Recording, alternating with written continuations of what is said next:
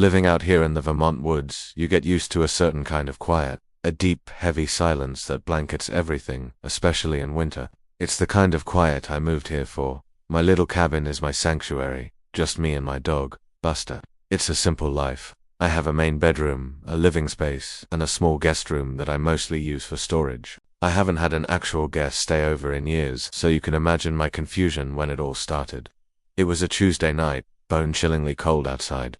The kind of night where the wind howls like a lonely animal. I was curled up on the sofa with a book, Buster snoozing at my feet. Around midnight, I decided to turn in. As I walked down the short hallway towards my bedroom, I passed the guest room door, and I stopped. The door was closed. That wasn't unusual. I keep it shut to keep the dust out. But something felt off. I reached for the old brass knob, gave it a turn, nothing. It was locked. I stood there for a second, my mind racing. I don't lock that door. I don't even think I have a key for it anymore. It's an old mortise lock, the kind that needs a skeleton key. The key probably disappeared a decade ago. I rattled the knob again, harder this time. It was solid. Buster, sensing my unease, got up and trotted over, whining softly and sniffing at the bottom of the door. "It's just stuck, boy," I said, trying to convince myself more than him. But it didn't feel stuck. It felt deliberately locked. From the inside, I pressed my ear against the cool wood of the door. The house was silent, except for the ticking of the grandfather clock in the living room and the sighing of the wind outside. Then I heard it. A faint, rhythmic sound. A soft, dry scratching. It was coming from inside the room. Scratch, pause, scratch, pause. My blood ran cold. It sounded like fingernails dragging slowly down a wooden surface. Buster started to growl, a low guttural sound deep in his chest.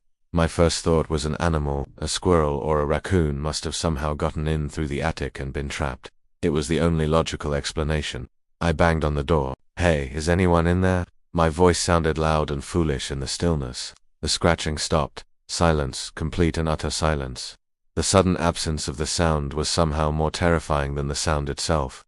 I waited, holding my breath. Nothing. I told myself I was being paranoid. It was late. The wind was playing tricks on my ears. I decided to deal with it in the morning, but sleep didn't come easily.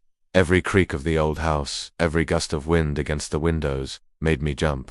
I kept thinking about that locked door and the scratching sound. Who or what was in my guest room? The next morning, the first thing I did was go back to the door. Sunlight streamed through the hallway window, making everything seem less sinister. I tried the knob again, still locked, solid as a rock. Buster was right there with me, hackles slightly raised. I decided I had to get in. I went to the shed and found an old toolkit. My plan was to remove the hinges. They were old and rusty, but it seemed like the only way without destroying the door. It took me the better part of an hour, wrestling with stubborn, stripped screws. The whole time the house was eerily quiet. No scratching, no sounds at all from within the room. Finally, with a groan of protesting metal, the last hinge came free.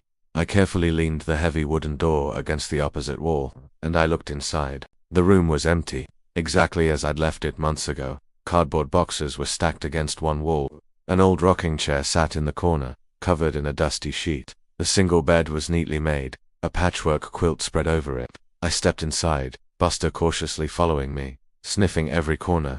There were no signs of an animal, no droppings, no chewed wood, no nests. I checked the window. It was locked tight from the inside, a thick layer of dust undisturbed on the sill. There was no other way in or out. The attic access was in the hallway, not in this room. It made no sense. I walked over to the bed. The room was cold, colder than the rest of the house.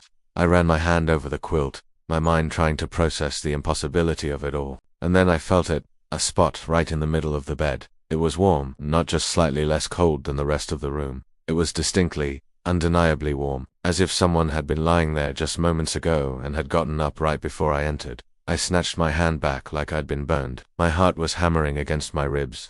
I looked at the pillows. There, on the left pillow, was a faint indentation, a shallow hollow, exactly where a head would have rested. I stared at it, a cold dread washing over me. The door was locked from the inside. Something was scratching and the bed was warm. Someone or something had just been in this room, and they were gone. I backed out of the room slowly, pulling Buster with me. I didn't want to turn my back on it. I spent the rest of the day putting the door back on its hinges. I didn't know what else to do. I couldn't call the police and say a ghost was sleeping in my guest room. They'd think I was crazy. But that night, and every night since, I can't shake the feeling that I'm not alone in this house. Sometimes, when the house is quiet and the wind is just right, I think I can still hear it. A faint scratching from behind the guest room door. I don't try to open it anymore. I just lock my own bedroom door and hope that whatever is in that room stays in that room. I haven't had a good night's sleep since I keep the lights on, and Buster never leaves my side. I came to Vermont for the quiet, but now the silence in my own home terrifies me more than any noise, because sometimes, silence is just the space between scratches. Thank you for listening. If you have any similar experiences, I'd be interested to read them in the comments. Don't forget to like and subscribe for more stories from the edge of the woods. Stay safe.